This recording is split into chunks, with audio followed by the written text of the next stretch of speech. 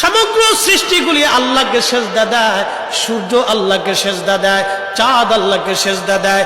নবী বলেন, সাহাবীরা তোমরা কি জানো সূর্য কোথায় যে ডুবে যায়? সাহাবীরা বলেন, আল্লাহু রাসূলু আলাম, আল্লাহ জানে এবং নবী ভালো জানে। আল্লাহ নবী বললেন, সাহাবীরা রে, সূর্য যেতে যেতে আরশে মুআল্লার নিচে যায় আল্লাহকে সেজদা দিয়া সুবহানা রাব্বিল আলা বলে সূর্য পড়তে থাকে, আর সুবহানা রাব্বিল আলা বলে সূর্য তাসবিহ পড়তে থাকে, আর বলে, হে রব, আপনি যদি অনুমতি দেন পৃথিবীবাসীর জন্য আবার আলো নিয়ে ফিরে যাব, আর অনুমতি যদি না দেন আমি আপনার কুদরতি কদমে সেজদায় পড়ে পড়ে কাঁদতে থাকব।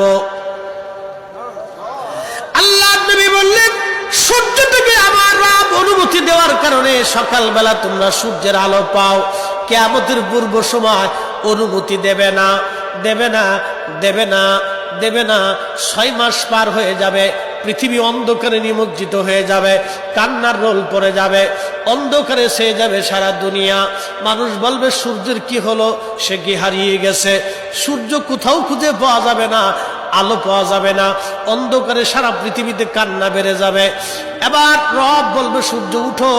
সূর্য পূর্ব দিক থেকে উঠার সময় পাবে না, পশ্চিম দিক থেকে উঠা শুরু হয়ে যাবে সূর্য। আল্লাহ নবী বললেন, তওবার দরজা বন্ধ হয়ে যাবে, আর ওই সময় দক্ষিণ দিক থেকে একটা বাতাস আসবে। সমস্ত ইমানদার সেই দিন মারা যাবে, কোনো ইমানদার আর থাকবে না, আল্লাহকে আল্লাহ বলে ডাক দেওয়ার মতো কেউ থাকবে না।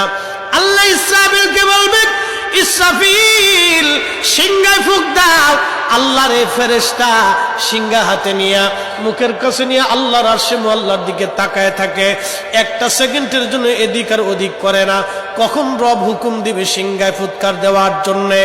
যখন সিংহায় ফুৎকার দিবে, কুরআন বলতেছে, ইদাস সামাউ ফাতারাত, আকাশ ভেঙ্গে ভেঙ্গে ভেঙ্গে ভেঙ্গে পড়তে থাকবে।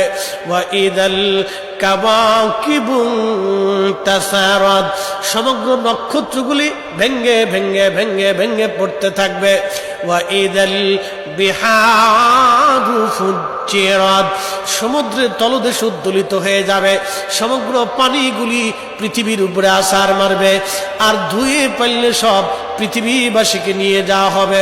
ওয়া ইদাল কুবুরু বুসিরাত, কবরের ভিতরে যাহা আছে সব আমার মালিক আমার রব বের করে দিবে। কবর থেকে মানুষ বের হইয়া সেই দিন হাসরের ময়দানের দিকে দৌড়াইতে থাকবে, সবাই উলঙ্গ থাকবে, কিন্তু আমার নবীকে আল্লাহ 70,000 ফেরেশতা বেষ্টন করাইয়া জান্নাতের পোশাক পরাইয়া মহাসম্মানে ফেরেশতারা মিছিল দিয়ে দিয়া আমার নবীকে হাসরের ময়দানে মাকামে মাহমুদে বসাবে। একবার জোরে বলা যাবে কি আল্লাহু আকবার? বাজান মুসলমান, খুব মনোযোগ দেন।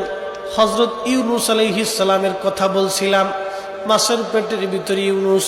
চিন্তা করলেন, মরে গেলাম না বেঁচে আছি? লাড়াচাড়া দিয়ে দেখলেন না বেঁচে আছি।